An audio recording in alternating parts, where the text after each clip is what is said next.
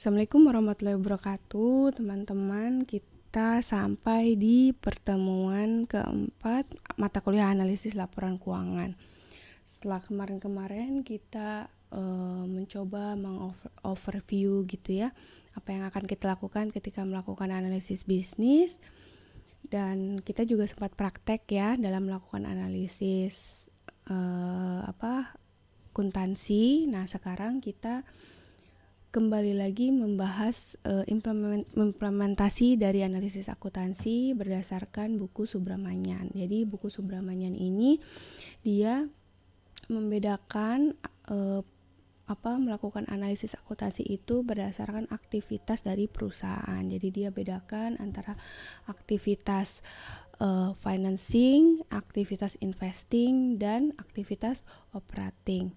Ya, nah sekarang pertemuan ini kita akan membahas aktivitas financing. Bagaimana kita menelaah atau menganalisis kondisi perusahaan terkait dilihat dari aktivitas financingnya dia. Oke, kita masuk ke materi. Jadi kurang lebih overview pada chapter ini adalah kita akan membahas aktivitas pembiayaan dari sebuah perusahaan. Nah, di sini kita tahu teman-teman juga sudah paham ya bagaimana perusahaan itu membiayai perusahaannya. Jadi bentuknya adalah ada yang lewat owner dan non-owner. Nah, ya. Di sini yang pertama ada liabilities. Nah, perusahaan meminjam gitu ya. Entah itu bentuknya direct lending ke perbankan gitu misalnya atau pihak ketiga, ataupun dia menerbitkan surat utang ya atau bond di bursa gitu ya.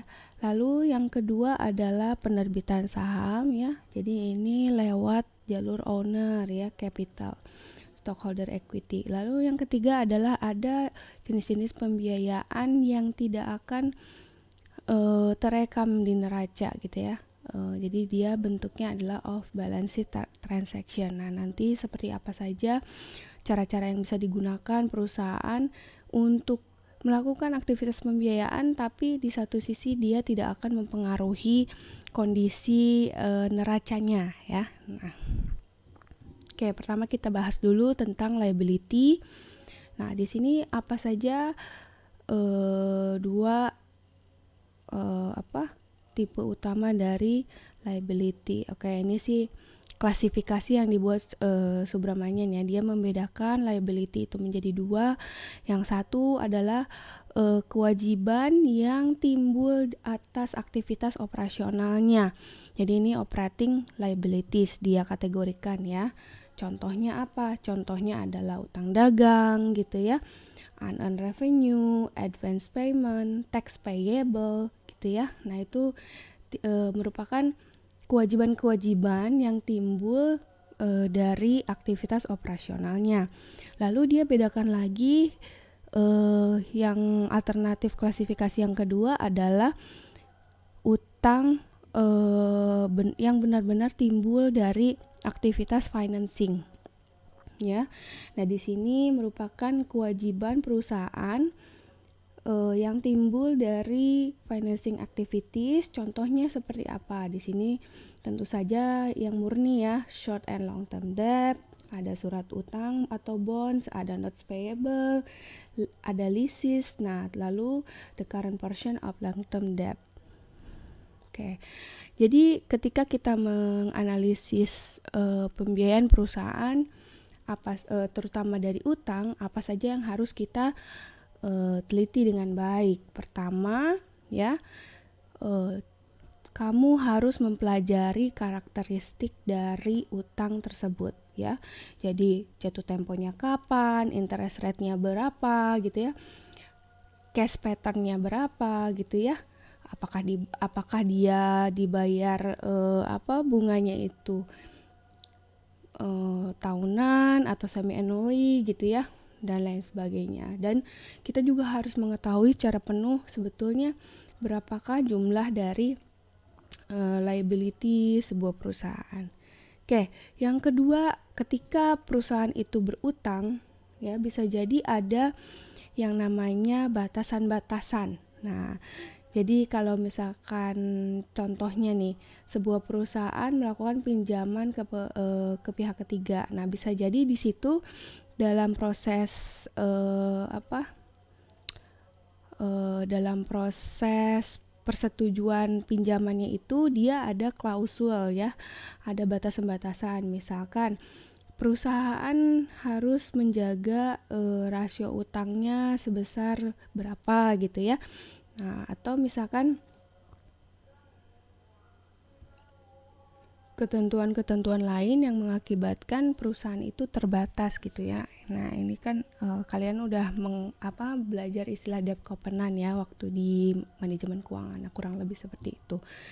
Hal ini harus kalian ketahui karena ini akan mempengaruhi penilaian kita gitu ya atas bagaimana sih fleksibilitas perusahaan gitu ya. Apakah jangan-jangan dengan kondisi pembiayaan yang sekarang membuat tidak banyak pilihan bagi perusahaan gitu ya. Nah, itu juga salah satu yang ingin kita tahu. Lalu yang ketiga adalah ability and flexibility in pursuing further financing. Kita akan melihat, kita mengukur gitu ya, apakah perusahaan ini masih bisa mendapatkan pembiayaan lain dengan mudah gitu ya, atau dia sudah dalam kondisi di mana rasio utangnya terlalu besar sehingga dia sudah kesulitan lagi tuh untuk mendapatkan utang baru gitu ya. Lalu yang selanjutnya di sini kewajiban-kewajiban lain ya, apakah dia harus mempertahankan working capital tertentu gitu ya, debt to equity and other financial figures. Yang keempat adalah dilutive conversion features. Nah, bisa jadi utang-utang perusahaan itu dia ada yang bentuknya itu seperti convertible bond gitu ya. Nah, itu juga kita harus bisa identifikasi karena kan nanti dampaknya akan berbeda ketika perusahaan yang mengeluarkan convertible bond itu ya. Sebetulnya dia walaupun interestnya kemarin sudah kita bahas ya, jadi interest rate yang digunakan itu biasanya relatif lebih kecil daripada surat utang yang serupa tanpa hak opsi tersebut. Nah, ini juga harus menjadi catatan kita karena nanti efeknya ketika ketika surat utang tersebut jatuh tempo, ada kemungkinan lain di mana saham perusahaan bisa didapatkan oleh bondholder dengan cara mengkonversi surat utang yang dipegang oleh bondholder dari perusahaan yang kita analisis gitu ya. Oke, selanjutnya prohibition on disbursement such as dividend. Nah, bisa jadi kita lihat juga patternnya apakah perusahaan ada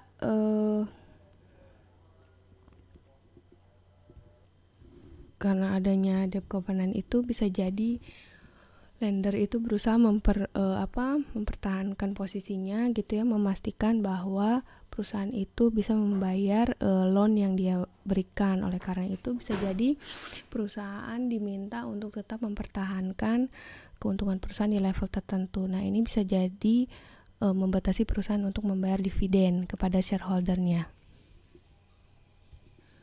Oke, yang terakhir adalah bagaimana liability diklasifikasikan di laporan keuangan ya. Mungkin teman-teman sudah tidak asing lagi, dibedakan atas termnya gitu ya.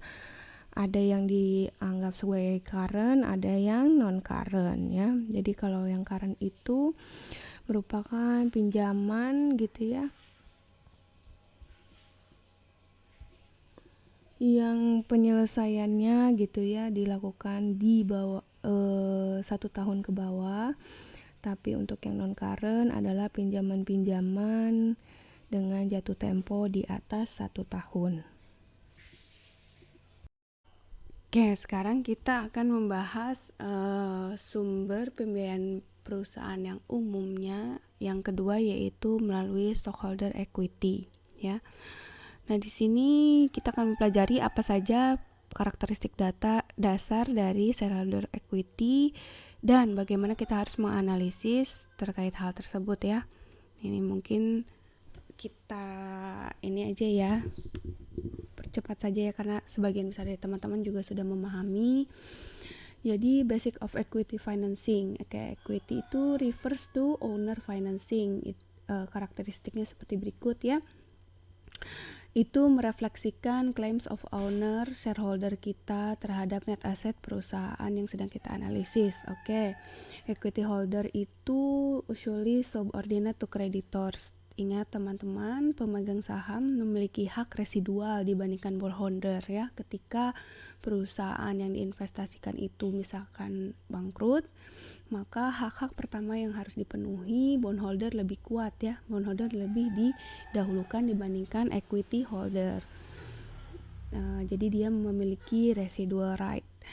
Lalu variation across equity holders on seniority, exposed to maximum risk and return. Nah, karena kan dia memang secara return bisa jadi lebih tinggi dibandingkan bondholder ya, karena dia mengikuti karena dia menyesuaikan dengan kenaikan return perusahaan yang bisa jadi lebih dari diproyeksikan gitu sebelumnya ya. Tetapi tentunya di sini juga dia exposed to maximum risk, karena bisa jadi juga perusahaan yang diinvestasikan itu tiba-tiba performance-nya menurun gitu ya, sehingga mengalami kerugian. Nah, di sini kan sebagai equity holder tentu dia mengalami kerugian, karena bisa jadi nanti nilai dari sahamnya itu juga ikut menurun sesuai dengan performa perusahaan. Berbeda dengan bondholder yang dia itu akan mendapatkan fix gitu ya returnnya itu. Jadi mau performance perusahaan baik ataupun buruk, resiko dia itu hanya sebatas ke interest dari bond yang dia investasi. Lalu ketika kita menganalisis equity, kita harus menganalisis beberapa karakteristik dari ekuitas nih. Contohnya, pertama kita melihat klasifikasi dan perbedaan sumber pembiayaan gitu ya.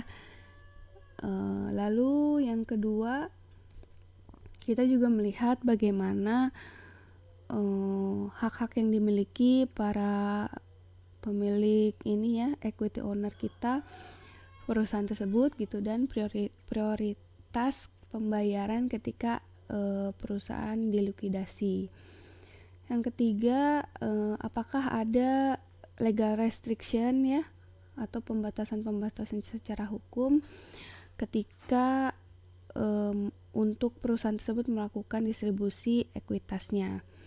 Nah, di situ dilihat juga, kita review juga pembatasan dalam melakukan distribusi dari return earning yang dihasilkan perusahaan. Nah, selanjutnya kita juga menilai syarat gitu ya, dan ketentuan yang berlaku atas kemungkinan adanya penerbitan saham terbaru atau isu-isu baru terkait penerbitan ekuitas. Nah, apakah 5 unsur utama dari shareholder equity? Nah, ini biasanya di perusahaan adanya ini ya.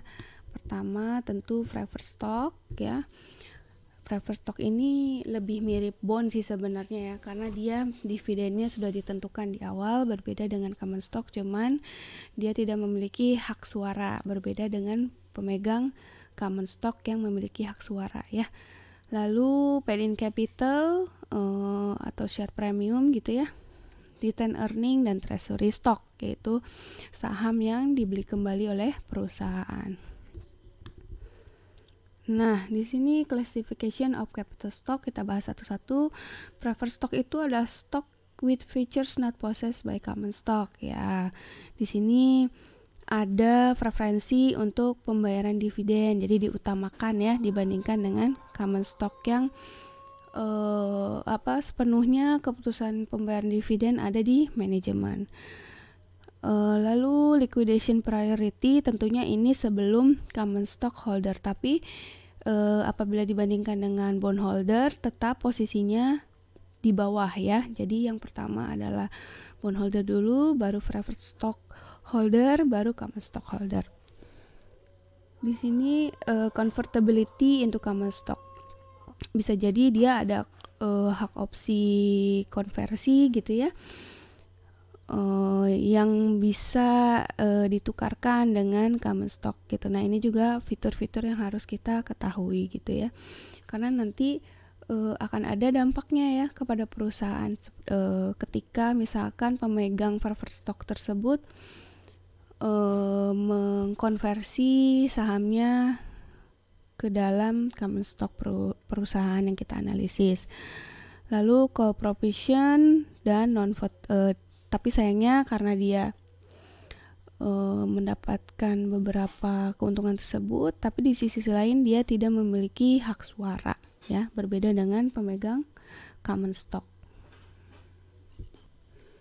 Jadi common stock itu adalah saham di mana tadi ya memiliki kelebihannya adalah adanya ownership atas perusahaan yang dia investasikan gitu ya. Tetapi di sisi lain kerugiannya adalah dia dihadapkan dengan risk and reward yang lebih tinggi ya dibandingkan pemegang saham preferred stock maupun bondholder, karena tadi dia memiliki yang namanya residual right. Oke, komponen dari capital stock ya. Selanjutnya ada share premium. Mungkin teman-teman sudah paham ya. Ada yang berasal dari common stock, ada yang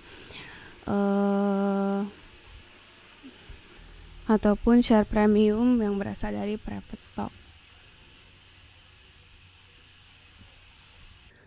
Lalu treasury stock itu saham yang dibeli kembali oleh perusahaan ya. Jadi mengurangi saham yang beredar.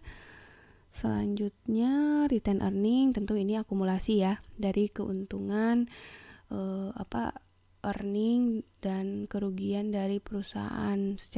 Bagaimana kita tahu didapatkan dari income statement perusahaan dihitungnya ya. Nah di situ bisa kita ketahui berapa sebetulnya besaran hasil keuntungan perusahaan dari operasional.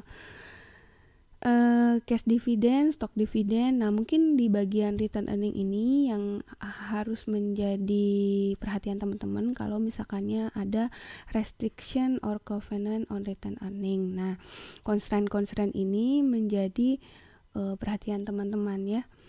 Apakah covenant yang ada telah mengurangi gitu ya hak dari shareholder equity-nya perusahaan tersebut. Salah satunya untuk mendapatkan dividen. Oke, lalu apakah sumber dari kenaikan dan penurunan dari shareholder equity? Tentu saja capital stock itu akan naik ketika misalkan adanya penerbitan baru. Lalu misalkan ada bondholder perusahaan yang mengkonversinya menjadi stok perusahaan ya, jadi melakukan konversinya. Selanjutnya penerbitan saham terkait akuisisi dan merger ya.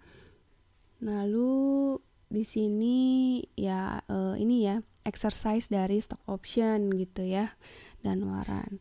Oke, selanjutnya penurunannya dari apa saja untuk capital stock yang outstanding. Pertama adalah treasury stock, kita beli kembali saham yang beredar, atau kita melakukan reverse stock split gitu ya. Contohnya misalkan rasio 21 gitu ya, sebelumnya par value stoknya adalah 500, sekarang menjadi 1000. Jadi yang tadinya 2 saham menjadi 1 saham. Nah ini akan memperkecil jumlah stok yang beredar di perusahaan. Baik, mungkin sedikit lagi istilah dari equity shareholder tadi ya. Mungkin teman-teman nanti akan mendengar istilah spin off dan split off ya. Hati-hati ya. Split off bukan stock split, beda lagi ya. Jadi kalau spin off dan split off itu hubungannya adalah sebuah perusahaan itu biasanya dia punya anak perusahaan ya. Nah, dia itu melakukan divestasi atau penjualan investasi penjualan atau penyerahan investasi yang ada di anak perusahaannya. Ini tujuannya bisa dua ya. Yang pertama adalah untuk membayar dividen kepada investornya dia atau shareholdernya perusahaan tersebut. Nah, kalau untuk pembayaran dividen dari shareholdernya itu dinamakan dengan spin off ya. Tapi kalau perusahaan itu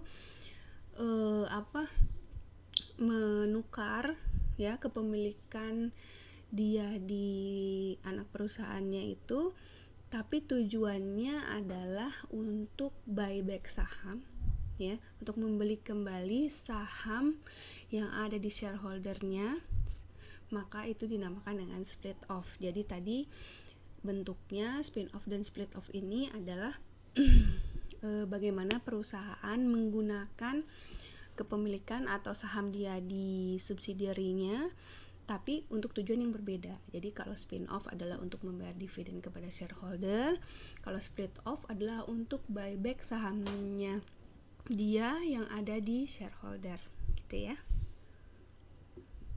Sekarang kita akan lanjut ke pembahasan selanjutnya.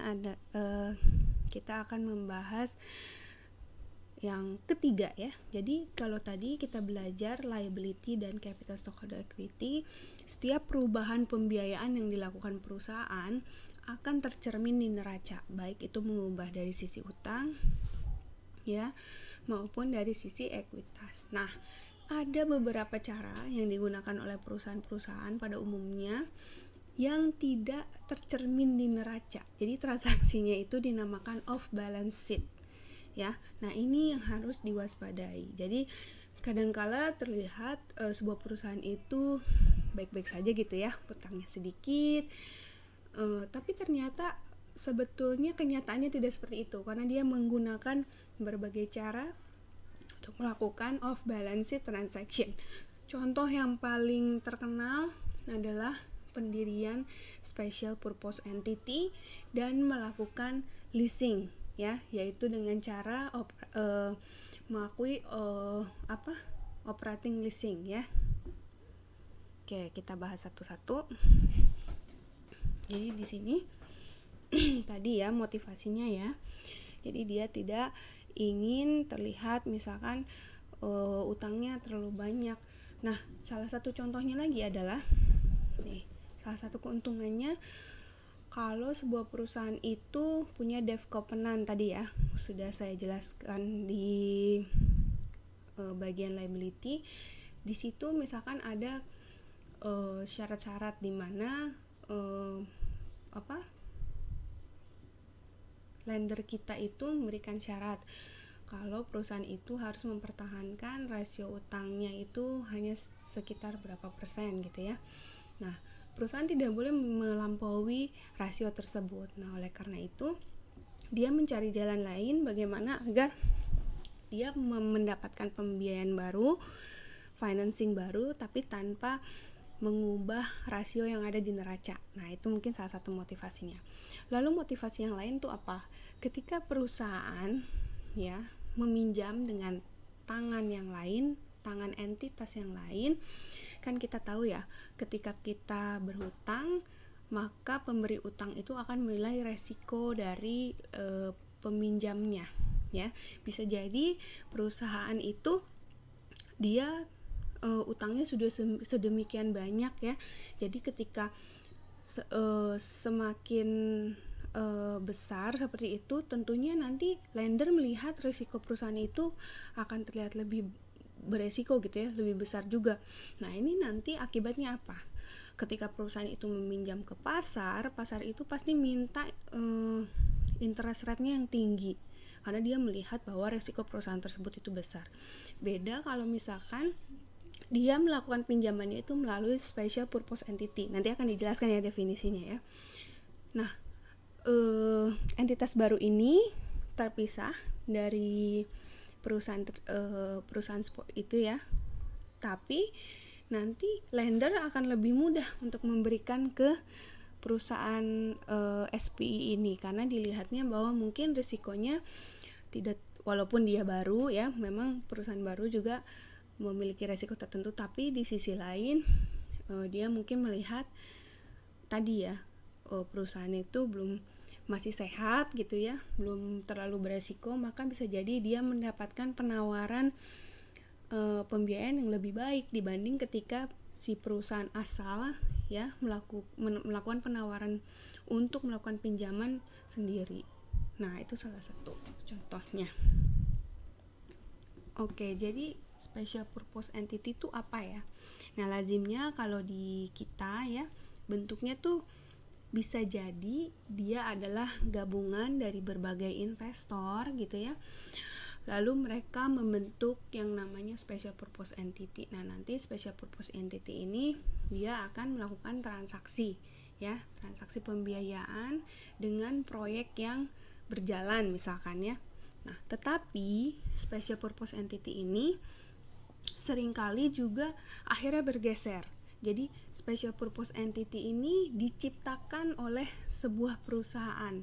Nah, kalian bisa lihat di Subramanyan ya, contohnya banyak, ada Cash Enron, Casdel. Nanti di situ lebih detail ya, bagaimana sebuah perusahaan itu menciptakan banyak special purpose entity. Nah, ini memang fungsinya banyak. Nah, special purpose entity ini berbeda dengan subsidiary. Jadi kalau subsidiary itu dia kan dikonsolidasi ya laporan keuangannya. Tapi kalau special purpose entity ini tidak. Jadi dia dianggap sebagai perusahaan yang terpisah, independen, karena memang special purpose entity ini tidak memenuhi syarat sebagai anak perusahaan.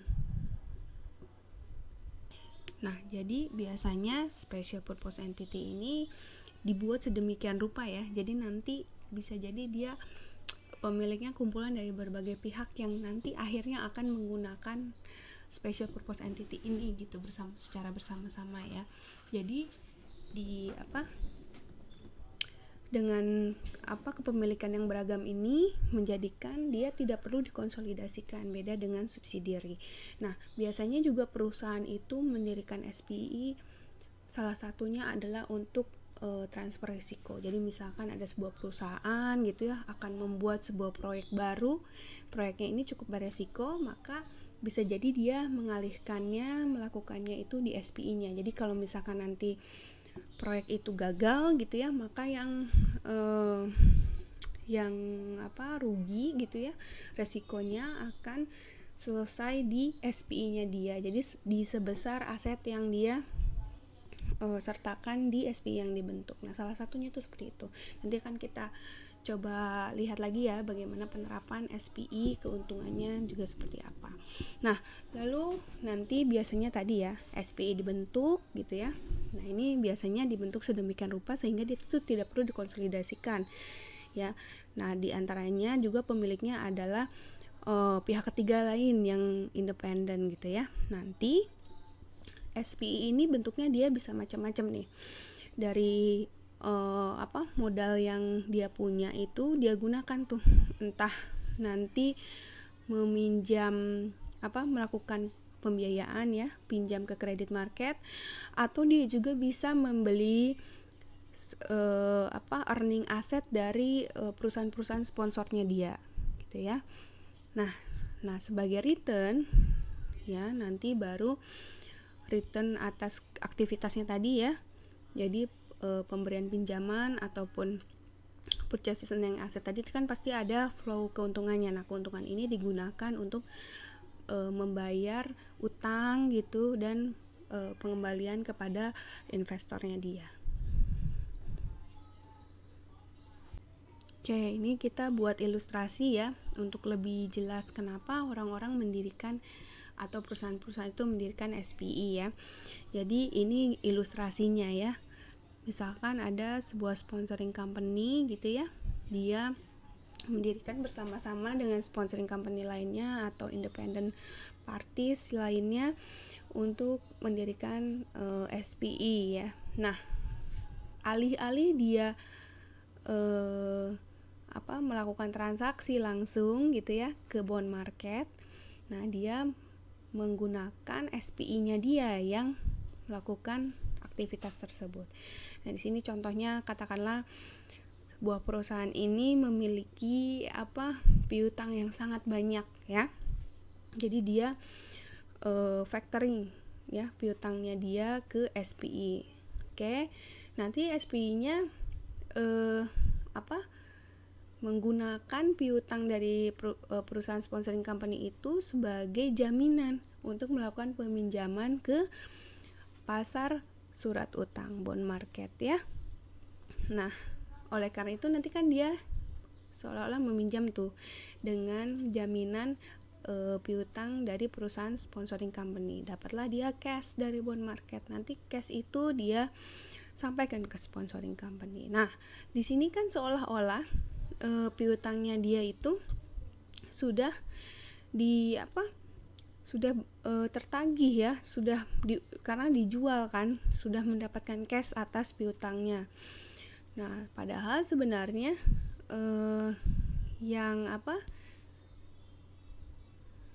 padahal kan sebetulnya SPI ini masih di bawah kendali sponsoring company tadi ya. Jadi seolah-olah sponsoring company ini bisa berlepas tangan tuh. Nanti di neracanya dia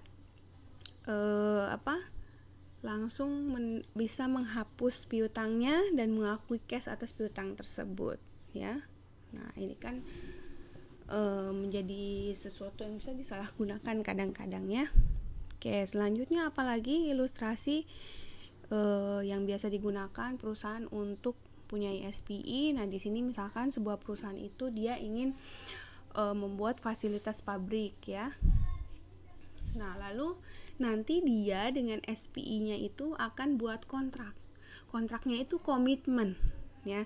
Jadi nanti ketika pabriknya sudah jadi, sudah berproduksi, maka SPI-nya akan membeli output yang dihasilkan oleh pabrik tersebut. Nah, ini kan sebuah bentuknya komitmen ya. Nah, terus nanti dibuatlah kontrak. Nah, si SPI ini menjadikan kontrak tersebut ya sebagai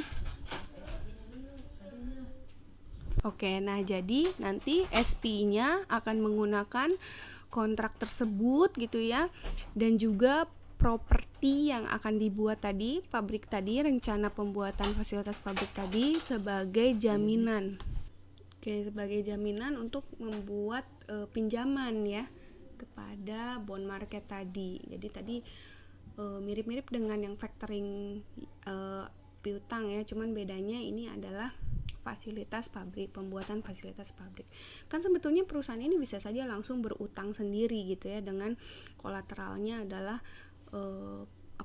bangunan pabriknya sendiri, tapi dia tidak ingin tuh mengakui liability dan aset di balance sheet-nya dia ya.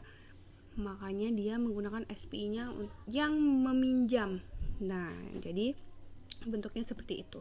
Nah, kebetulan di GAAP ya, tadi bentuk komitmen tadi itu tidak perlu dicatat karena bentuknya itu masih berupa komitmen. Nah, ini tentunya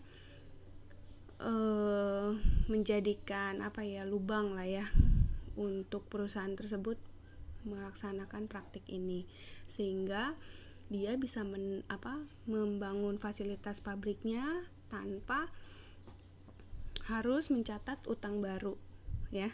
Nah, ini salah satu keuntungannya. Lalu berikutnya yang ketiga, nah ini agak mirip juga ya. Misalkan sebuah perusahaan itu ingin membuat bangunan perkantoran gitu, tapi ya lagi-lagi dia tidak ingin mengakui utang baru ya. Nah, maka dia bertransaksi dengan SPI-nya. Jadi nanti finance atau pembiayaannya itu dari SPI-nya.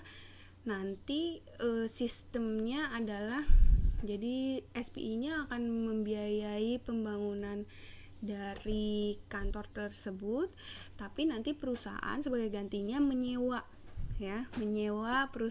bangunan tersebut kepada SPI. Nah, tapi bentuk sewanya adalah bukan capital lease, jadi bentuknya itu adalah operating lease Ya walaupun misalkan bisa jadi nanti operating listnya renewal berkali-kali gitu ya, atau kemarin yang kita singgung non cancelable ya operating list. Nah tapi ya bisa diatur-atur lah ya bagaimana jangan sampai leasing ini diakui sebagai capital list, karena kalau misalkan diakuin sebagai capital list nanti tidak ada keuntungan buat perusahaan gitu ya.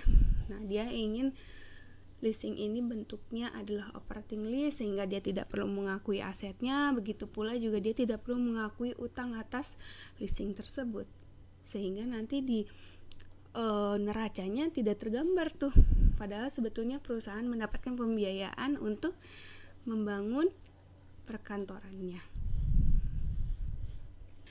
Oke, jadi tentunya kalau dilihat gambarannya tadi banyak sekali ya keuntungan dalam tanda kutip gitu ya untuk perusahaan-perusahaan yang mendirikan SPI. Tadi saya juga udah jelaskan sebelumnya, bisa jadi SPI ini bisa mendapatkan pinjaman dengan biaya yang lebih rendah dibandingkan ketika misalkan perusahaannya sendiri, sponsor company-nya sendiri yang melakukan pinjaman, karena tadi resikonya kan berbeda kan antara entitas satu dan entitas lainnya.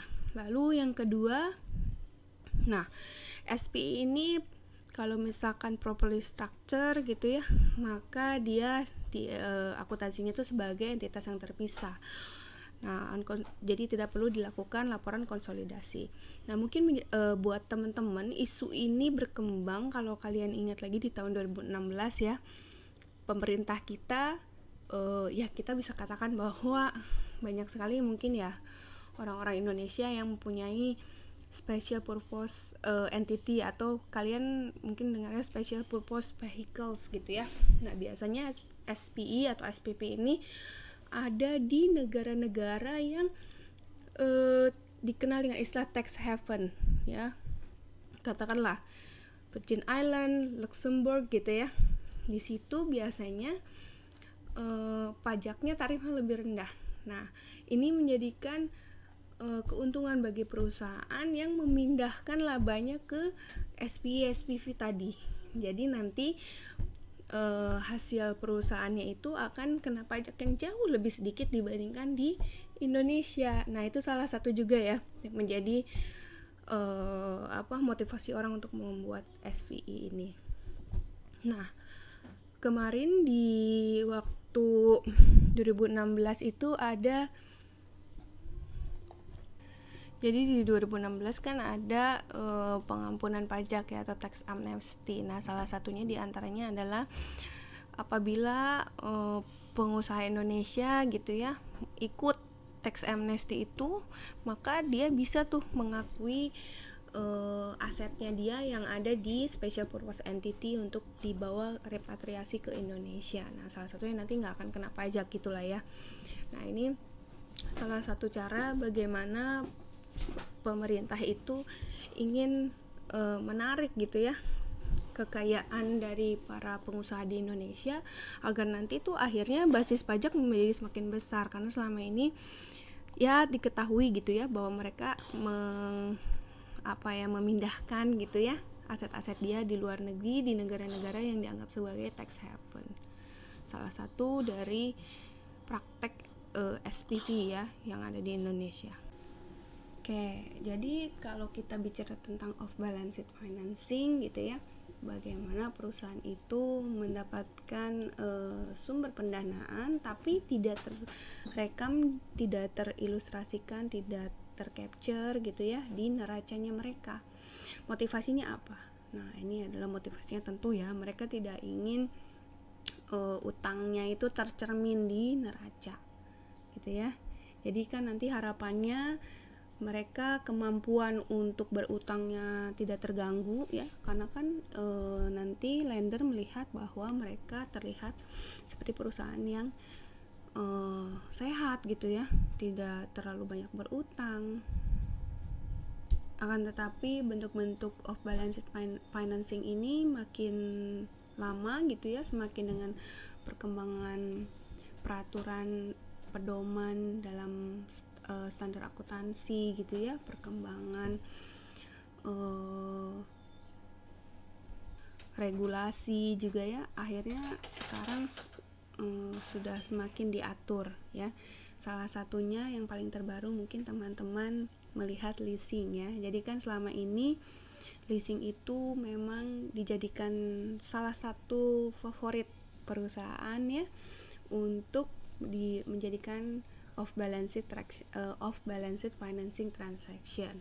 Nah, di sini kita kan mengadopsi IFRS ya untuk SAK terbaru. Nah, dia sudah mengakomodasi tuh. Jadi di situ tidak lagi mengevaluasi mana yang operating leasing dan capital lease itu menggunakan prasyarat yang sebelumnya, tapi sekarang udah lebih rigid ya. Jadi untuk di atas 12 bulan itu udah masuk capital lease, dan operating lease itu hanya untuk sewa-sewa yang nilainya insignifikan gitu ya. Nah, itu baru bisa dikategorikan sebagai operating lease. Selebihnya lebih dari 12 bulan maka masuk menjadi capital lease. Nah, gitu ya. Tapi nanti mungkin teman-teman melihat di laporan keuangannya ini bisa jadi dia masih menganut capital lease yang lama. Jadi mungkin nanti untuk leasing kita masih bahas ya bagaimana sebetulnya pengulangan sih, teman-teman juga sudah mendapatkan di intermediate kemarin ya, bagaimana membedakan antara operating dan capital lease menggunakan karakteristik yang lama ya. Oke, jadi itu tadi leasing yang biasanya pada umumnya dijadikan perusahaan sebagai off balance sheet financing. Selanjutnya apa? Ini mirip dengan ilustrasi yang sebelumnya, di mana SPI-nya akan membuat komitmen atau perjanjian gitu ya dengan perusahaan untuk membeli output dari pabrik. Nah, ini throughput agreements ini bentuknya mirip ya. Jadi itu komitmen antara dua perusahaan untuk memberikan input dari sebuah perusahaan ke dalam proses produksi perusahaan yang lain. Jadi alih-alih perusahaan yang satu itu harus memerlukan modal kan, bisa macam-macam kan, bisa berutang gitu ya untuk mendapatkan input atas produksinya. Nah, dia tidak perlu membuat utang baru, cukup membuat agreement dengan perusahaan lain ya untuk melakukan throughput agreement. Nah, kalau take or pay, nah ini juga mirip. Jadi kalau take or pay, bagaimana sebuah perusahaan itu bekerja sama dengan perusahaan lain untuk membeli output dari sebuah perusahaan ya. Misalkan kita punya supplier, kita buat komitmen untuk secara kontinu ya memberi material dari dia gitu ya. Nanti ketika misalkan kita tidak kita tidak menaati peraturan tersebut, maka nanti kita kena penalti. Nah, ini juga salah satunya adalah bagaimana perusahaan itu jadi ada kontinuitas lah ya, terjamin kontinuitas di proses produksinya. Jadi membuat take or pay agreement. Nah, untuk yang throughput agreement dan take or pay arrangement ini bisa jadi perusahaan-perusahaan itu yang bekerja sama, yang buat agreement itu membentuk yang namanya joint venture. Nah, jadi salah satunya adalah perusahaan itu membentuk joint venture dan limited partnership. Ini salah satu tujuannya ini untuk melakukan off balance sheet financing ya. Jadi ketika mereka bekerja sama gitu ya, mempunyai agreement ya, kesepakatan. Nah, di situ mereka bisa bermain tuh ya, menghindari untuk meminjam uang gitu ya. Jadi bentuknya tuh ya udah jadi kerjasama saja dengan perusahaan yang berkepentingan. Lalu selanjutnya product financing arrangement itu biasanya ada perusahaan-perusahaan yang misalkan dia menjual barang ya, tapi nanti dia membuat garansi selling price. Nah, misalkan pihak kedua ini menjual kembali barang tersebut ke pihak ketiga ketika harganya tidak sesuai dengan yang ditargetkan gitu ya, atau yang dipersyaratkan di garansinya tadi, maka perusahaan yang pertama akan membayar perbedaannya. Nah, itulah salah satunya ya caranya. Atau misalkan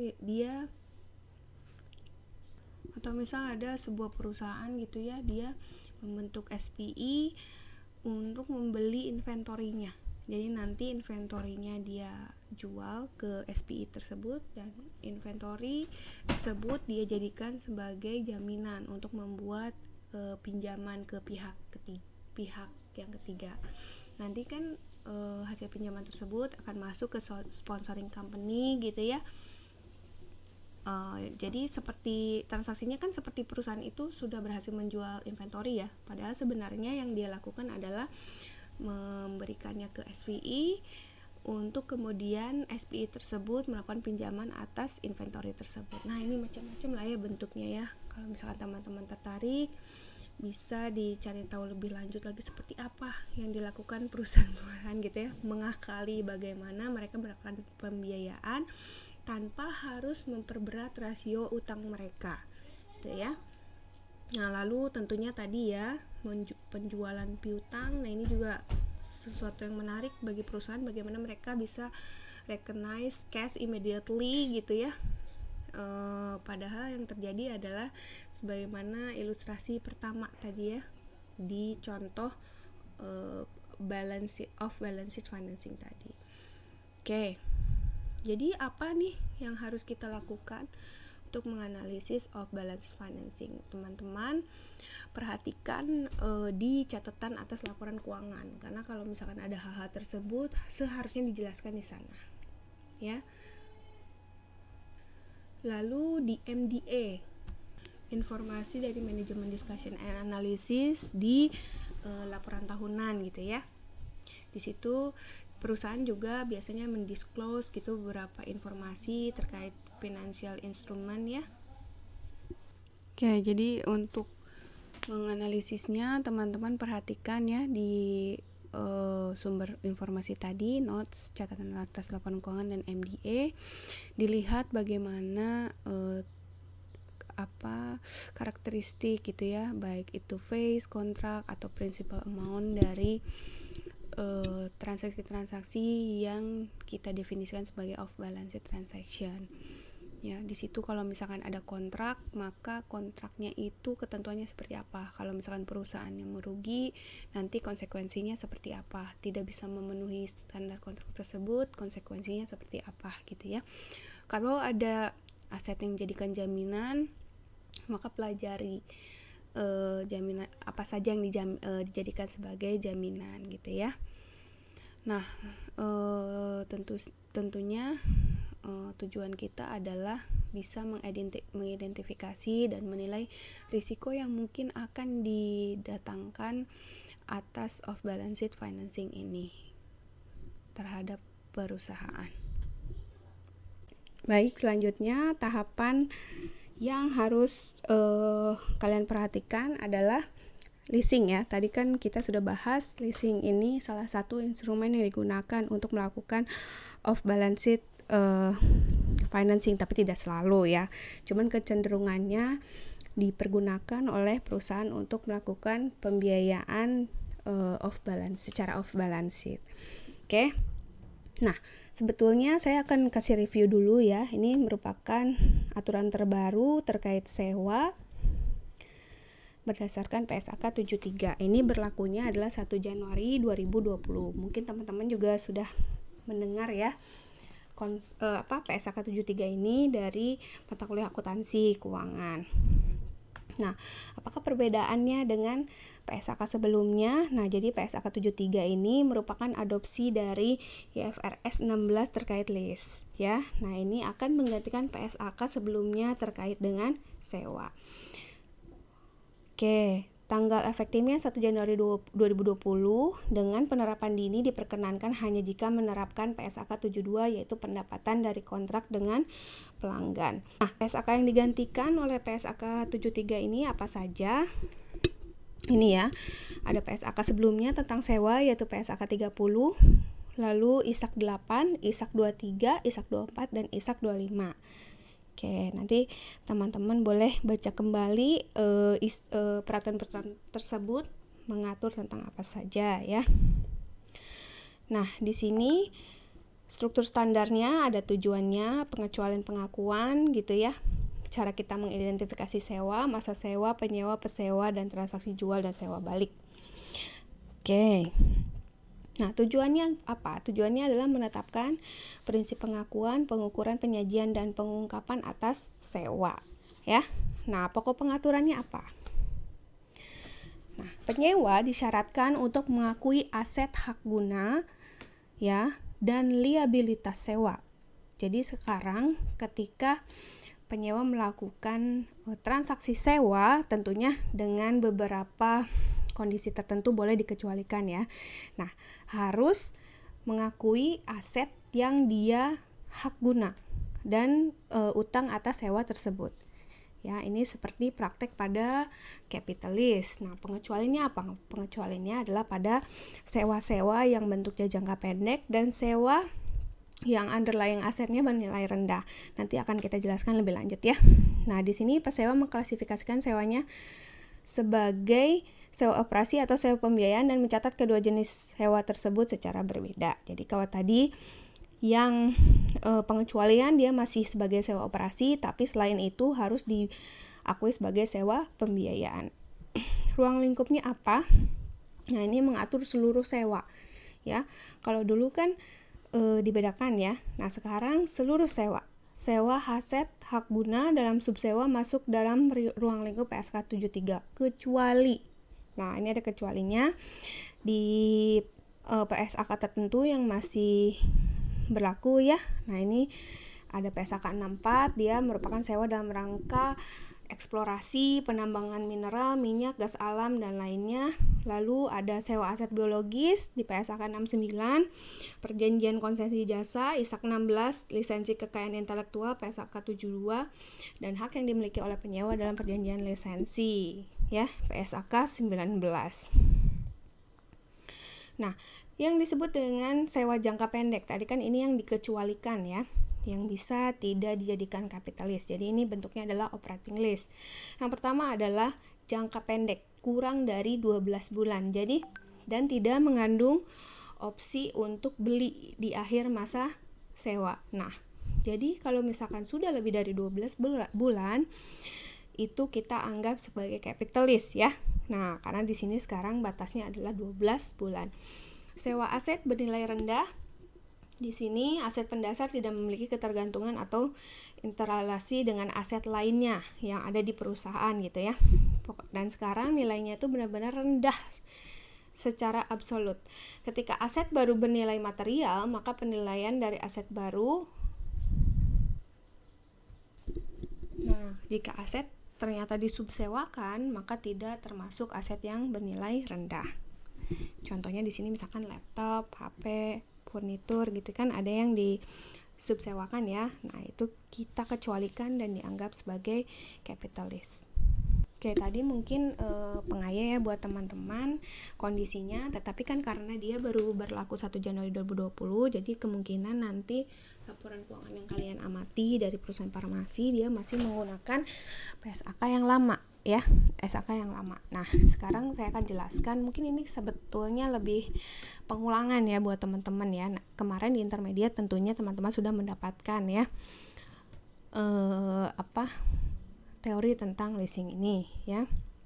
Jadi leasing itu apa? Leasing merupakan kontrak perjanjian gitu ya antara pemilik aset sebagai yang menyewakan dan penyewa ya. Di sini diberikan hak untuk menggunakan aset tersebut gitu ya, sesuai dengan term dari leasingnya. Nah, di sini untuk leasing itu ada istilah minimum lease payment ya. Nah, itu adalah bayaran atau untuk sewanya. Nah, dulu teman-teman juga kemarin ada yang sudah menanyakan ya untuk yang kapitalis. Nah, di sini kurang lebih kriterianya untuk disebut sebagai kapitalis itu kemarin kan lebih susah ya. Bagaimana dia misalkan salah satunya ada bargain voucher bargain purchase option nggak di akhir masa gitu ya, atau apakah waktunya melebihi 75% ya, atau apakah minimum lease payment ini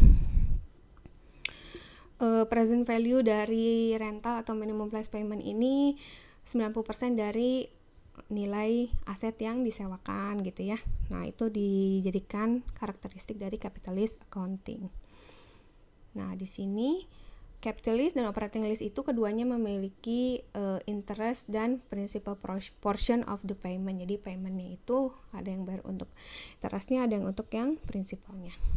Oke, di sini nanti kalian boleh baca ya di PPT-nya bagaimana menghitung ini list aset ya.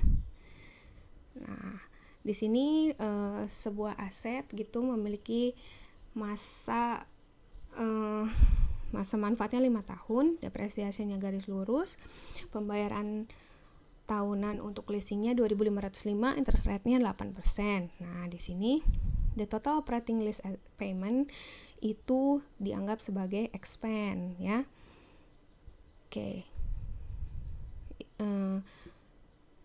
Kalau misalkan capitalist, kita harus mengakui aset dan utang terkait dengan transaksi leasing tersebut. Oke. Bagaimana caranya? Pertama kita present value-kan ya dari informasi di atas. Oke. Nah, ini kira-kira dapatlah nilai 10.000 ya.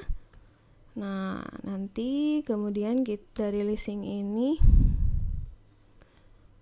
oke, di sini schedule amortisasi ya dari leasing. Mungkin teman-teman juga nanti sudah belajar ya. Nah, ini jadi saya tidak terlalu membahas. Oke, how much is the annual depreciation gitu ya. Ketika expected life-nya adalah 5 tahun. Nah, karena dia mengakui aset, maka dia juga melakukan depresiasi ya, karena kan ini capitalist. Nanti efek ke income statement gimana? Nah, ke income statement dia adalah adanya depreciation expense dan adanya interest expense. Nah, ini yang mempengaruhi ya. Jadi dengan adanya capitalist, total expense-nya yaitu akan lebih besar ya di tahun-tahun awal gitu dibandingkan dengan kalau kita membandingkan treatment dia sebagai operating lease. Tapi nanti di tahun-tahun akhir, sudah mendekati akhir, maka beban untuk capitalist itu jauh lebih kecil, 2186 dibanding ketika kita memperlakukan leasing itu sebagai operating lease, yaitu 2505. Selanjutnya pengaruh dari transaksi tersebut terhadap neraca. Nah, kurang lebih bisa digambarkan dengan ini ya. Nah, jadi dari sudut pandang neraca perusahaan tersebut, dengan adanya leasing di tahun awal mengakui lease aset sebesar 10.000 ya, sebesar present value yang tadi sudah kita hitung. Lalu sekaligus menghitung lease liability-nya juga sebesar 10.000. Nanti akan berakhir atau menjadi 0 sesuai dengan pertambahan dari sesuai dengan pengurangan dari tabel amortisasi yang sudah kita buat tadi sebelumnya, dan akan habis di tahun 2009 ya, di akhir masa leasing. Selanjutnya, informasi apa saja sih yang disediakan di laporan keuangan terkait transaksi tadi? Maka dia akan kurang lebih ya di catatan atas laporan keuangannya menjelaskan list komitmen yang dia buat ya. Di situ dijelaskan informasi-informasi terkait leasing perusahaan ya. Ini trennya 2002, 2003, 2004 dan proyeksi ya untuk pembayaran leasing, posisi leasing perusahaan dari sampai jatuh tempo ya tahun 2009.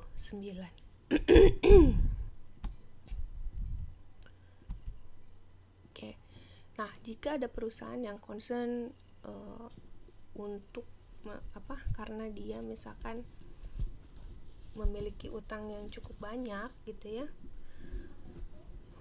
mana dari jenis leasing tersebut yang akan menunjukkan utang yang lebih kecil di laporan keuangan perusahaan. Operating atau kapitalis? Tentu saja jawabannya operating ya, karena dia tidak mengakui utang maupun aset dari leasing. Nah, jika kita concern gitu ya, apakah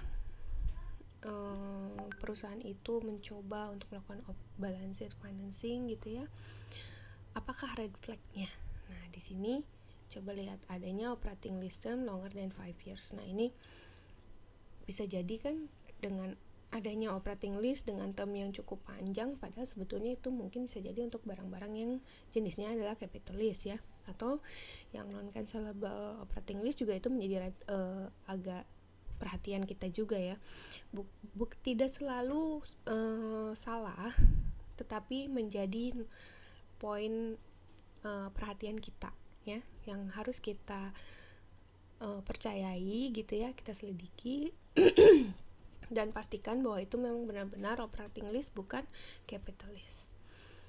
Nah, lalu bagaimana yang harus kita lakukan? Ya, kita harus mengadjust financial statement. Caranya bagaimana? Caranya dengan perhitungan yang sudah kita lakukan di minggu lalu. Nah, teman-teman gunakan itu ya untuk melakukan adjust financial statement. Nah, di sini impact dari operating lease versus capital lease. Jadi kalau operating lease tentu dia akan understate liability, ya kan? Lalu nanti aset sama utang itu kalau perusahaan pakai operating lease padahal harusnya capital lease gitu ya. Tapi kalau memang lease itu memang operating, dia tidak akan menyebabkan hal ini. Tapi ini terjadi kalau misalkan perusahaan itu alih-alih menggunakan capital lease yang memang sudah seharusnya dia gunakan operating lease, maka nilai liability dan asetnya pasti understated ya. Lalu operating lease itu dia akan pengakuan pendapatannya itu akan lebih lama ya. Nah, tadi kan di tahun-tahun awal kita bandingkan di income statement, expense yang diakui oleh kapitalis itu jauh lebih besar. Tapi nanti di akhir tahun atau di akhir masa leasing ya, operating lease ini akan cenderung mengakui lebih besar expense-nya dibandingkan kapitalis. Nah, dengan karakteristik ini, operating lease itu akan mendelay expense recognition. Jadi dia tidak besar di awal, tapi dia rata-ratakan, ya akan menjadi fix tuh sepanjang masa leasing.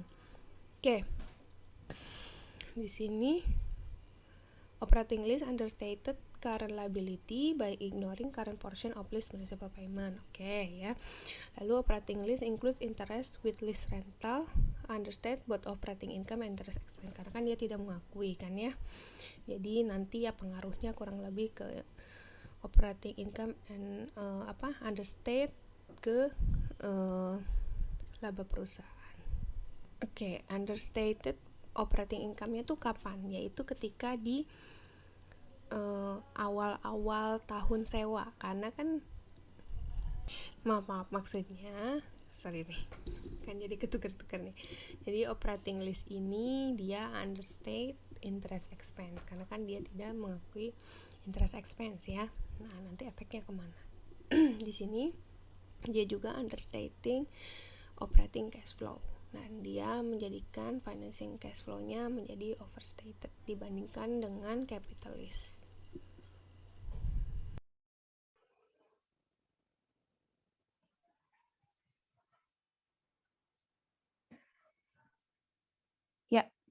Ya, kelompok 3 siapa? Siapa kelompok 3? Saya Bu Khofifah Tasya, nomor absen 15. Iya. Silakan.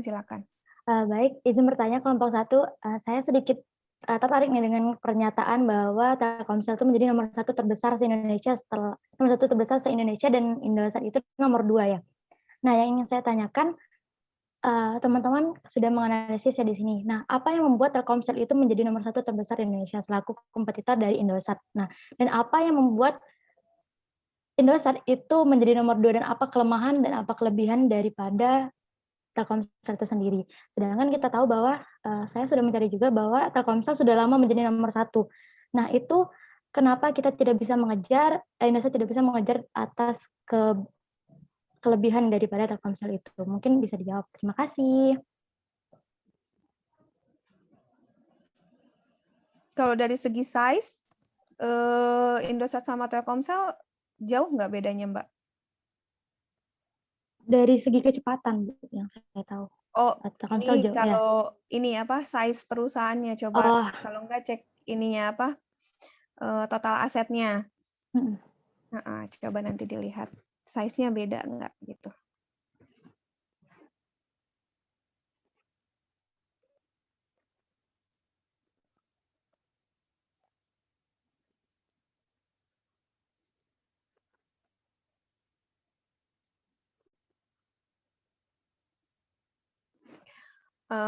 Nanti teman-teman kalau membandingkan juga bisa pakai angka-angka di laporan keuangannya juga ya. Misalkan kita lihat kira-kira dari sales-nya berapa persen sih gitu bedanya, atau dilihat dari size investasinya ya, apakah besar perusahaannya itu sama atau tidak gitu ya, untuk melihat kira-kira strength-nya di mana. Nah, lalu kayak coverage juga ya salah satunya bisa juga dilihat. Oke, silakan kelompok 1.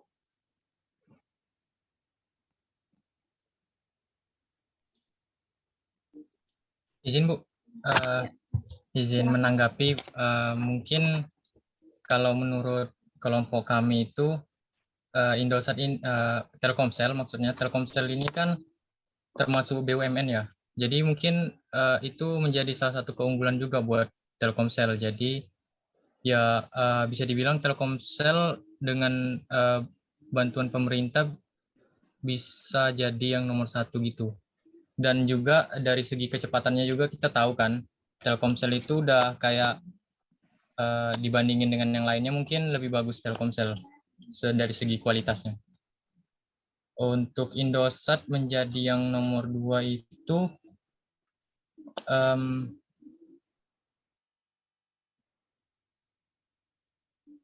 mungkin dari segi itu harga dari paket internetnya itu sendiri.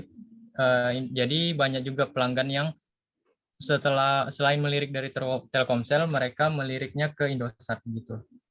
Mohon koreksinya, terima kasih. Saya ingin izin menambahkan, Bu. Ya, Seperti yang dikatakan oleh Aksya tadi, Bu, yang tentang BUMN tersebut, itu juga pengaruh ke anggaran belanja mereka, Bu. Mereka itu setiap tahun mereka itu termasuk yang paling besar, Bu, di industri telekomunikasi ini, Bu. Selain itu, salah satu alasan utama kenapa Telkomsel selalu jadi nomor 1 itu karena mereka yang paling rajin inovasi dia, Bu. Selalu paling rajin. Apalagi terkait 5G tadi, Telkomsel juga menang. Ada hal baru, mereka itu selalu adopsi. Dan itu bikin mereka selalu terdepan lah kalau masalah di industri telekomunikasi ini, Bu. Sekian, Bu.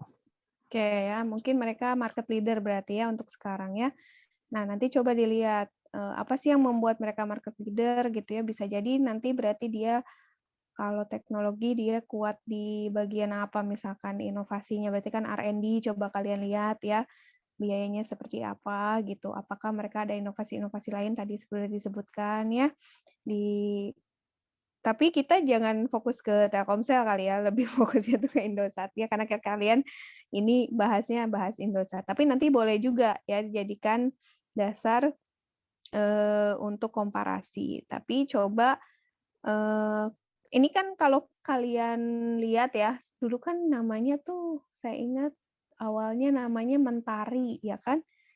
Terus dia gabung dengan, jadi dia tuh beberapa kali ganti nama kan ya, terus sekarang terakhir merger dengan Tri. Nah, coba kalian lihat ini kan berarti tadi ya nilai plusnya mungkin dia mencoba untuk ekspansif gitu ya, agresif gitu ya, mengambil market share yang ada gitu ya. Nah, jadi salah satunya coba diperhatikan. Tapi mungkin dinilai juga tadi benar juga ya, bisa jadi keputusan mergernya ini dalam tanda kutip baik atau tidak harus dinilai gitu ya, apakah dia berdasarkan hasil analisis yang baik atau tidak, atau bisa juga salah satunya tadi sih ya, untuk yang paling gampang itu lihat reaksi pasar ketika mereka melakukan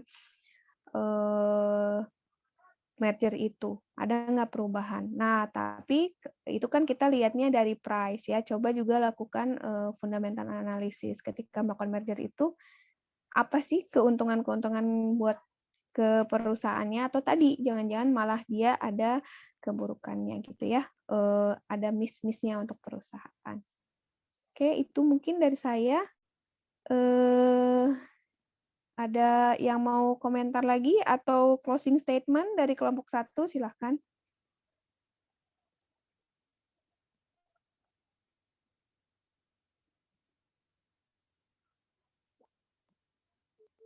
Kelompok 1? Ada yang mau closing statement? Nanti jangan lupa ditambah berarti analisisnya ya. Dan kalian identifikasi tadi Porter analisis buat, lalu kalian di awal analisis dulu ya, setelah produk kira-kira dia ngambilnya yang mana nih? Low cost, differentiation atau mix. Nah, kalaupun misalkan dia mix gitu ya, ketika kalian compare ya, misalkan di sini kalian compare sama Telkom nih ya. Produknya yang kalian kalau bandingkan apa ya? Kalau dulu Telkomsel dan Halo tuh masih bersatu, kalau sekarang bagaimana? Masih jadi satu nggak sih? Halo masih jadi salah satu produknya Telkomsel, Bu. Ya maksudnya nanti kalau misalkan itu kan produk premium. Jadi kalau misalkan produk yang diferensiasi, kalian bandingkan juga sama yang produk diferensiasinya. Kalau produk yang low cost, kalian bandingkan dengan produk low cost-nya gitu ya. Itu aja.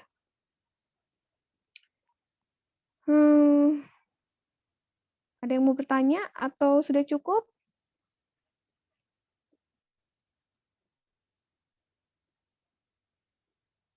Ya udah ya, kalau sudah hening, sudah cukup. Silakan kelompok 1 melakukan closing statement. Silakan.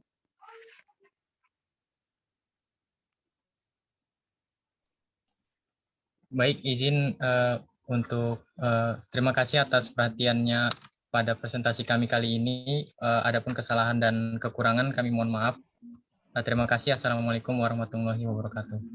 Waalaikumsalam warahmatullahi wabarakatuh. Nah, sekarang terima kasih kelompok 1 ya. Sekarang kita lanjut ke perusahaan yang kedua oleh kelompok 4 ya. Jadi nanti sama diskusinya berarti saya utamakan dulu untuk yang kelompok 5 dan kelompok 6.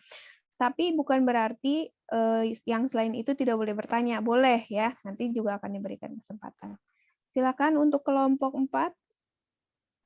Baik, Bu, izin share screen. Silakan.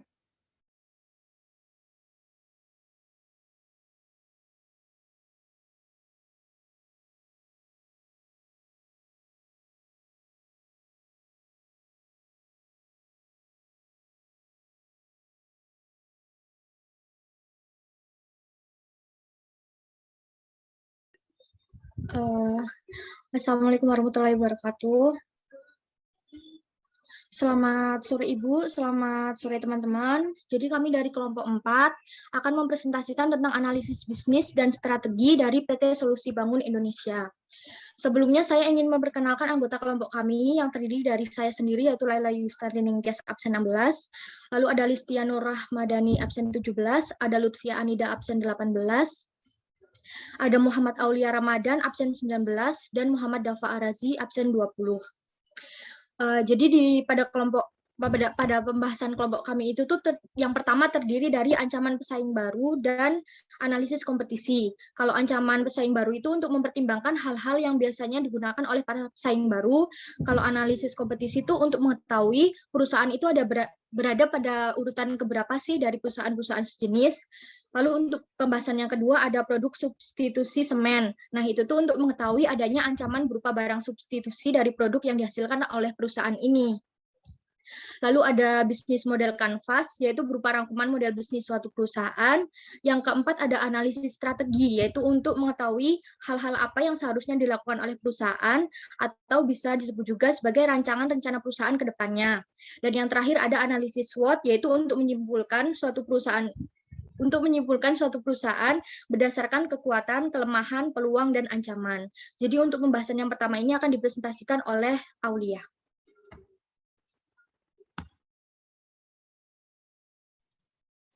Baik, yang pertama saya akan menjelaskan mengenai analisis kompetisi dulu. Dari analisis kompetisi yaitu dalam industri semen ini, strategi bisnis itu yang paling penting ada pada kualitas dari semen tersebut. Jadi namun kualitas tersebut tidak hanya mengenai seberapa baik dari hasil yang didapatkan, tapi juga dari inovasi-inovasi baru seperti keefektivitasan dan efisiensi dari produk semen tersebut. Jadi persaingan dalam industri ini memang membutuhkan strategi yang baik, di mana agar selalu dapat dipercaya oleh konsumen, baik dalam negeri maupun luar negeri.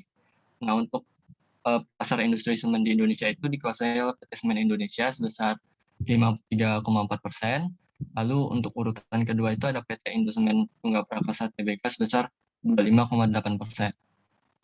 Nah, untuk urutan yang 1, 2, 3 ini berdasarkan data di tahun 2017, di mana di urutan ketiga ini ada PT Solusi Bangun Indonesia. Dulu itu bukan PT Solusi Bangun Indonesia, yang dulu masih PT Holcim. Nah, jadi PT Holcim ini pada tanggal 31 Januari 2019 diakuisisi oleh PT Semen Indonesia sebesar 80,6% sahamnya, hingga PT Holcim ini menjadi bagian dari Semen Indonesia Group. Nah, setelah diakuisisi oleh PT Semen Indonesia, PT Holcim ini berubah nama menjadi PT Solusi Bangun Indonesia Tbk. Nah, dengan bergabungnya PT Solusi Bangun Indonesia Tbk ini menjadikan persaingan di industri semen di Indonesia ini lebih mudah, dikarenakan PT Semen Indonesia ini juga memiliki pasar yang sangat besar, yaitu sudah sampai ke Asia Tenggara. Selanjutnya saya akan menjelaskan mengenai analisis kompetisi. Jadi ada beberapa pertimbangan yang digunakan pesaing baru untuk terjun dalam industri pembuatan semen ini. Yang pertama ada bahan baku material, di mana semen itu terdiri dari 2 jenis, ada semen Portland dan semen Pusolan. Yang dimana semen Portland itu campuran antara batu gamping, lempung, dan silika. Lalu semen Pusolan itu campuran gamping halus, batuan gunung api atau gamping halus dan batuan gunung api. Nah, untuk komposisi bahan bakunya itu ada batu gamping, batu lempung, gipsum, pasir kuarsa, dan pasir bersih. Nah, jadi bahan baku material ini memang sedikit sulit untuk didapatkan, sehingga jadi untuk pesaing baru agak sedikit sulit untuk masuk ke dalam industri semen ini. Lalu yang kedua ada sumber daya manusia. Jadi untuk membangun pabrik semen ini memang sumber daya manusia itu sangat penting, dikarenakan di mana tahapan awal juga membutuhkan riset dan pembangunan. Yang ketiga itu ada mesin, di mana untuk pabrik semen ini harus memiliki mesin-mesin yang dimana untuk membuat dan mengolah material menjadi semen. Keempat ada modal, itu pesaing harus memiliki modal yang cukup besar. Lalu yang kelima ada lahan, untuk yang dimana lahan emang harus memiliki lahan yang cocok untuk membangun pabrik semen. Lalu yang terakhir itu ada regulasi atau peraturan mengenai terkait izin pembukaan lahan untuk pabrik semen. Selanjutnya akan dijelaskan oleh Setia. Terima kasih. Baik, selanjutnya produk substitusi semen. Produk substitusi semen ini merupakan produk yang dapat menggantikan peran dari semen tersebut tanpa menghilangkan nilai kegunaan produk semen tersebut. Nah, sebenarnya untuk produk substitusi semen ini dari jurnal-jurnal penelitian yang saya baca belum dapat menggantikan semen tersebut secara keseluruhan, tetapi hanya menggantikan beberapa persen kandungan semen, misalnya pada saat pembuatan batako maupun pembuatan beton. Nah, beberapa produk substitusi semen antara lain yang pertama adalah bottom ash. Bottom ash dan fly ash merupakan produk emisi dari pembakaran batu bara. Nah, fly ash dan bottom ash ini merupakan limbah kategori bahan berbahaya dan beracun, sehingga oleh para peneliti dikembangkan menjadi sesuatu yang tidak mencemari lingkungan, salah satunya sebagai pengganti semen ini. Bottom ash ini dapat digunakan untuk menggantikan semen karena mengandung silika dan juga kalsium oksida yang tinggi, yang merupakan unsur-unsur yang terkandung dalam semen. Nah, untuk bottom ash tersebut dapat menggantikan semen sekitar 55% pada pembuatan batako. Kemudian yang kedua, fly ash. Fly ash itu merupakan produk sisa yang dihasilkan dari proses pembakaran batu bara yang dapat digunakan sebagai material pengganti semen dalam proses pembuatan beton. Beton yang dihasilkan dari fly ash ini juga memiliki kekuatan yang sama dengan beton yang terbuat dari 100% semen. Kemudian penggunaan produk-produk substitusi semen ini mulai dikembangkan karena proses produksi semen tersebut menghasilkan gas emisi berupa karbon dioksida yang dapat menyebabkan efek rumah kaca.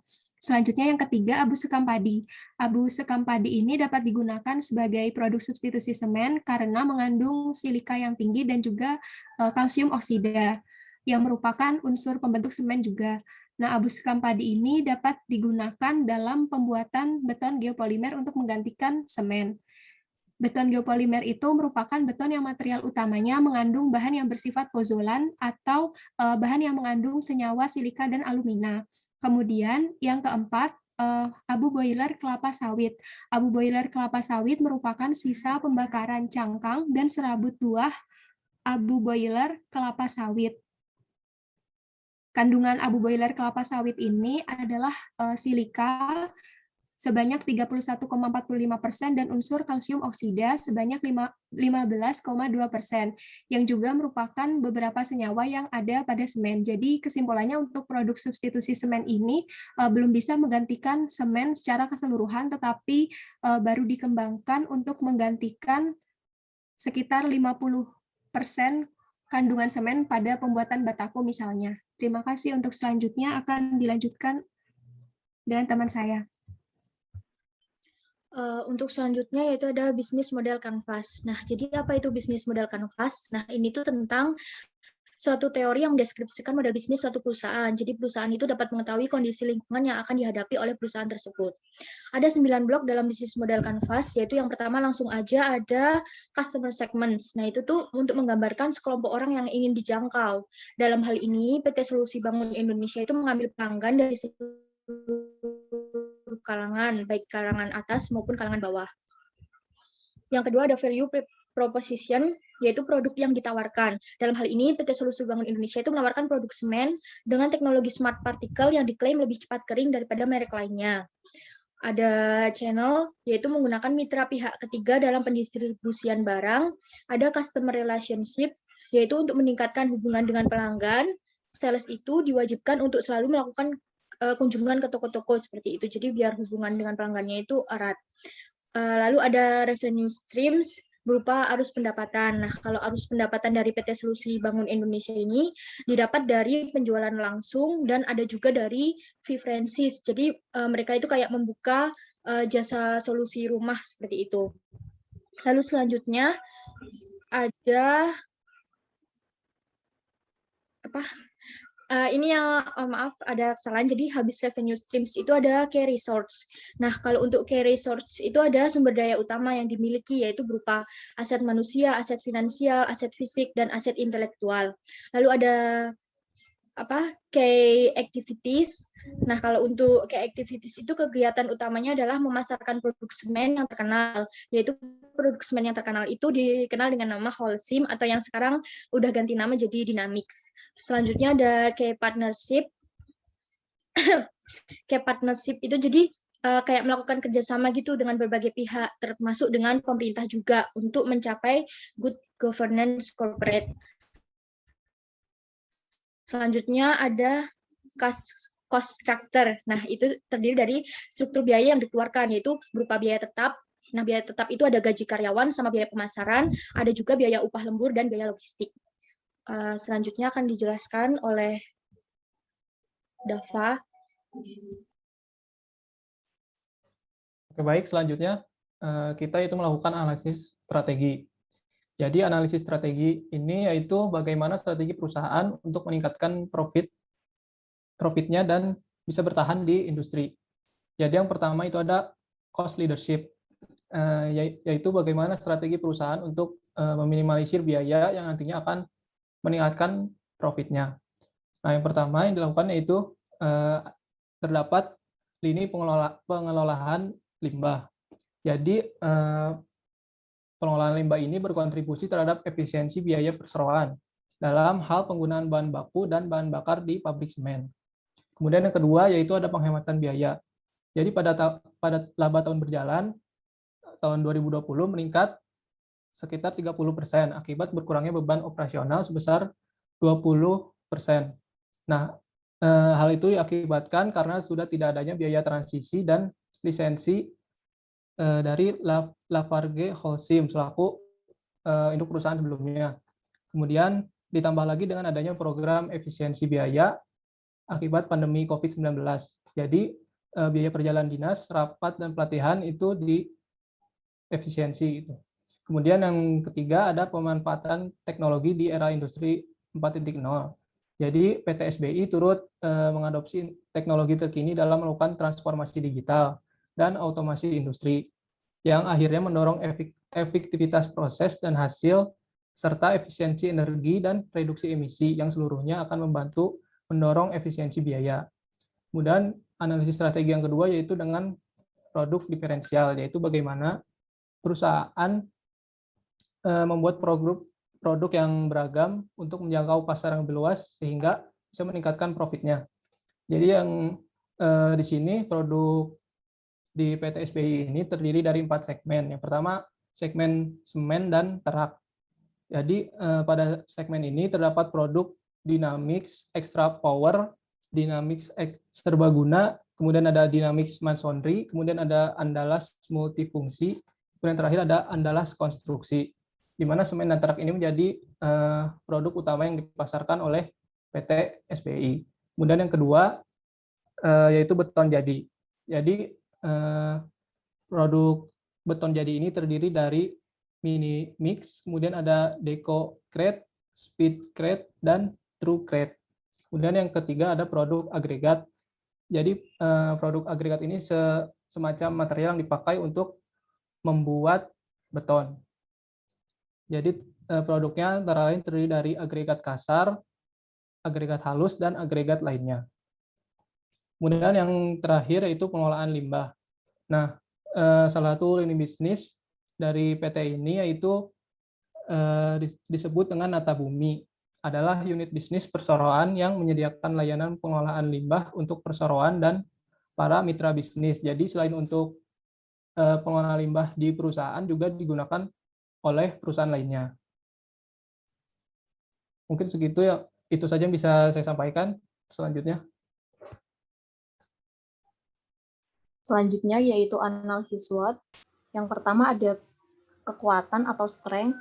Yang pertama itu produk semen yang sudah dikenal sejak dulu. Nah, jadi itu PT SBI itu sejak dulu sudah dikenal dengan nama PT Holcim ya. Yang kedua, memiliki karyawan sebanyak 2.354 pegawai, di mana pegawai ini berada rata-rata pada di usia produktif dan profesional di bidangnya. Yang ketiga, memiliki banyak mitra toko yang tersebar di seluruh Indonesia. Nah, selanjutnya ada weakness atau kelemahan. Yang pertama itu, hutang PT SBI yang sangat banyak. Yang kedua, kemampuan jual yang lebih rendah. Yang ketiga, semen merupakan produk yang mempunyai bobot berat. Untuk selanjutnya ada opportunities atau peluang. Nah, yang pertama itu ada peluang pembangunan infrastruktur.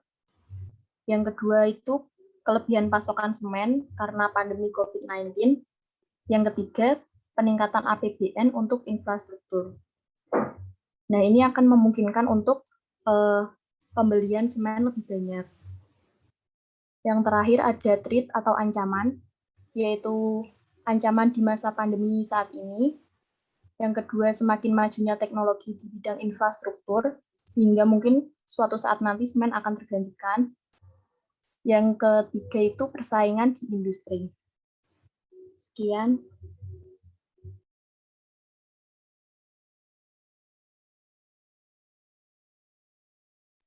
Jadi sekian presentasi dari kelompok ini. Sudah Ibu. Oke, baik. Ada masukan dari kelompok 5 dan 6. Tadi ini Porter juga belum bikin ya? Atau tadi di awal?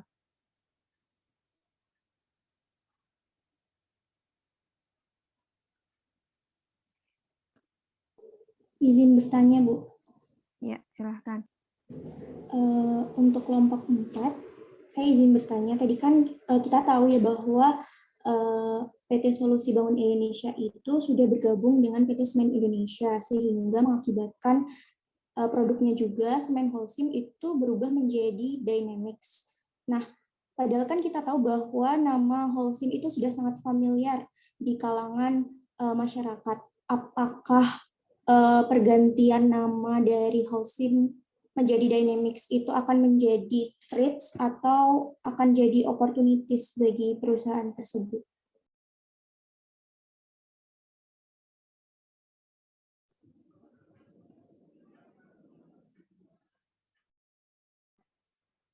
Itu saja, terima kasih.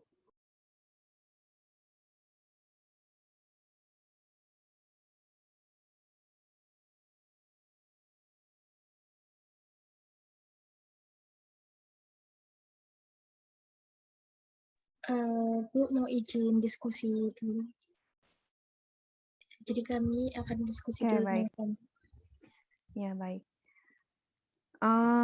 Sekaligus tadi itu ya pertanyaan saya yang soal utangnya banyak, mungkin bisa dijelasin lebih ya, dielaborasi ya. Apa kalian lihatnya dari apa? Dari nilai debt to equity atau apa? Gitu ya.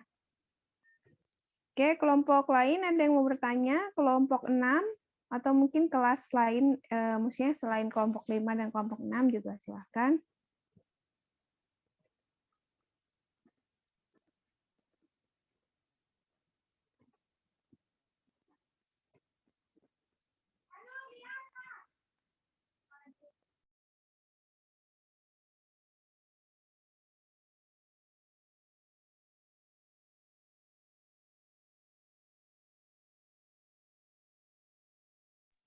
Sebenarnya kalau pas brainstorming gini tuh sebetulnya enaknya tuh offline ya, karena kita tuh bisa langsung saut-sautan gitu ya. Kalau online gini, kadang kita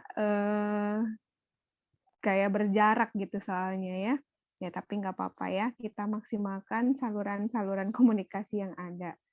Oke, silakan kelompok 4 sudah siap menyampaikan.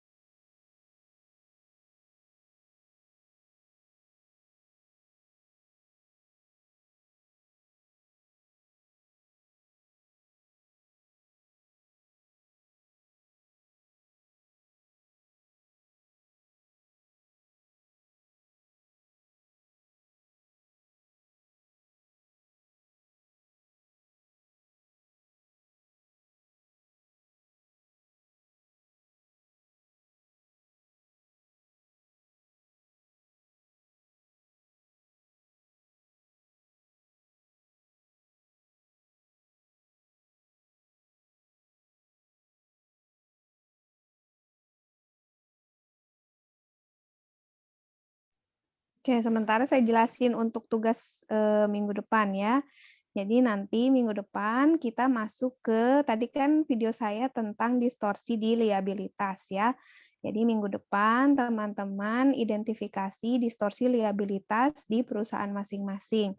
Kalau kemarin ada distorsinya, nanti lakukan undo distortion-nya ya. Salah satu contoh yang diberikan itu kemarin kan kita distorsi leasing ya, ketika kita mengubah operating lease menjadi capital lease. Nah, itu masuk ke yang bahasan besok, liabilitas ya. Nanti kalau dimungkinkan ada akun-akun liabilitas lain yang juga perlu disesuaikan, juga teman-teman nanti sampaikan ya. Sama tapi penyampaiannya dalam bentuk slide ya, 5 halaman lagi, 6 halaman dengan judul. Mungkin biasanya sih yang agak-agak rawan itu yang hasil estimasian ya. Jadi seperti misalkan liabilitas estimasi pensiun gitu ya. Lalu allowance untuk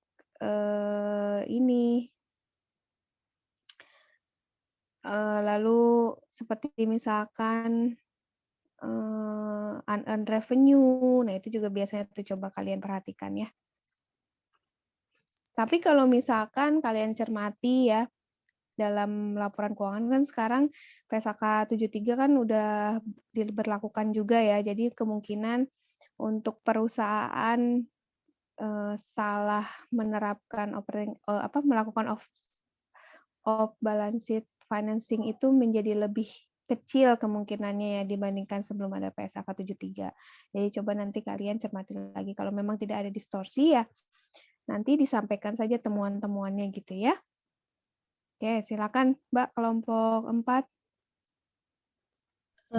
Jadi mau izin menjawab untuk yang tentang perubahan nama itu dulu Ibu. Jadi itu kalau menurut kelompok kami itu seperti jadi peluang gitu loh. Nah, kenapa? Karena dia itu kan berganti nama. Berganti namanya itu setelah akuisisi. Jadi kan kalau udah diakuisisi kan perusahaannya jadi besar gitu kan. Nah, itu juga udah dilakukan kesepakatan gitu untuk mengubah nama. Lalu perusahaannya kan ibaratnya melakukan kayak gerakan perubahan gitu loh. Nah, jadi kalau misalnya pada saat dulu namanya masih nama Holcim itu tuh misal kayak ada kekurangan misalnya kayak bahan-bahannya belum efektif gitulah ibaratnya. Nah, saat ganti nama jadi Dynamics kan kayak berusaha seolah-olah memperbarui gitu loh dalam segala aspek. Jadi seperti itu. Sudah, Ibu. Sudah. Ada yang mau tanggapan lagi dari yang tadi bertanya? Terima kasih untuk jawabannya. Terima kasih. Oke. Ada lagi? Udah selesai ya? Yang Izin, Bu. Masih ada? Masih ada. Untuk yang utang tadi, Bu. Izin mencoba menjawab, Bu, dari kelompok kami. Iya. Mungkin untuk yang utang tadi itu diketahuinya dari rasio utangnya. Tapi mohon maaf, Bu, ini terjadi kesalahan karena itu menggunakan data tahun 2008. Menurut edisi 26 Maret 2008 itu utang falas Holcim mencapai 300 juta US dollar atau terbesar dibandingkan emiten semen lainnya sehingga harus mematok harga yang lebih tinggi. Nah, mungkin nanti untuk itu menjadi koreksi bagi kelompok Ibu akan nanti coba ya.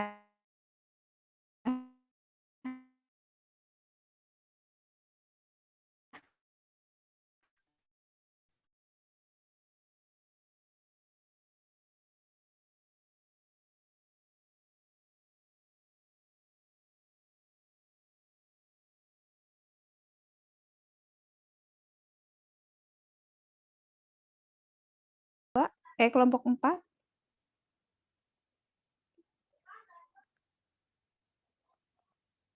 Nggak ada, cukup. Nah, nanti minggu depan kita diskusi lagi ya. untuk part berikutnya gitu. Jadi harapannya kalau dibagi per part gini kita bisa lebih banyak ceritanya dibandingkan kalau nanti kalian langsung presentasi secara keseluruhan gitu ya. Baik, mungkin itu aja dari saya. Terima kasih. Oh ya, kelompok 6 belum, kelompok 4-nya belum menutup ya. Silakan tutup dulu, Mbak.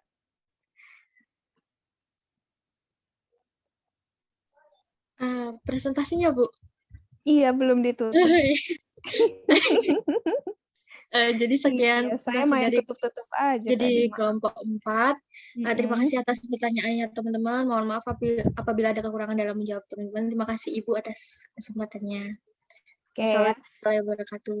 Waalaikumsalam warahmatullahi wabarakatuh. Terima kasih kelompok 1 dan kelompok 4. Nanti minggu depan adalah kelompok 2 dan kelompok 5 ya. Jadi bentuknya kita diskusinya adalah brainstorming gitu ya. Bagaimana kita membuat analisis teman-teman itu jadi lebih kaya gitu ya. Jadi nanti hasil dari yang hari ini tadi ada beberapa perbaikan, perbaiki lagi teman-teman untuk papernya nanti dikumpulkan sebelum UAS. Jadi kan dicicil dari sekarang ya.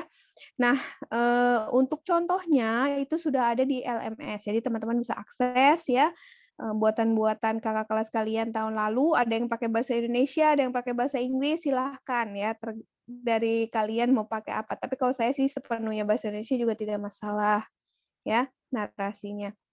Oke, mungkin itu aja sih dari saya. Ada pertanyaan sebelum saya tutup? Cukup? Oke, udah ya kalau begitu. Terima kasih untuk kehadirannya di hari Kamis ini ya. Mudah-mudahan teman-teman semua sehat selalu. Assalamualaikum warahmatullahi wabarakatuh. Waalaikumsalam. Waalaikumsalam. Terima kasih.